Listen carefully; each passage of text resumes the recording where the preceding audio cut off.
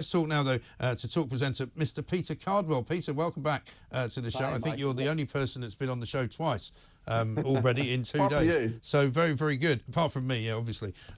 Serious business, though, going on up in Scotland. You heard there from Alex Salmond saying that, you know, the profile of the Alipur party has been raised incredibly highly since last week. There's an awful lot of trouble in the SNP. As I said, they don't seem to know which part of the SNP they want to promote. Who knows which one of the runners and riders is going to take over?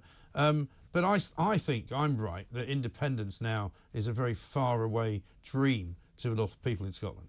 Yes, it is, and the SNP is battling for its own soul. What an interview with Alex Salmond there, very revelatory. He is cock-a-hoop at what is happening, but really his heart's desire for Scottish independence, as you say, is far away, because really what the SNP is wanting to do is just get through to the Scottish election in 2026, if they in fact make it that far, never mind the general election that is going to be probably not quite a wipeout, but certainly very, very difficult for them in terms of their MPs. And Labour anyway were ahead of the SNP for the first time in recent months since the referendum in 2014 on Scottish independence. Now the fact is that Labour were doing really well anyway. They need to have probably 25, maybe even 28 MPs in Scotland to secure that majority right across the United Kingdom. But the SNP were in trouble anyway. But certainly what's happened in the last few days has been a real hammer blow to them. And the question they're asking, I mean, the most popular person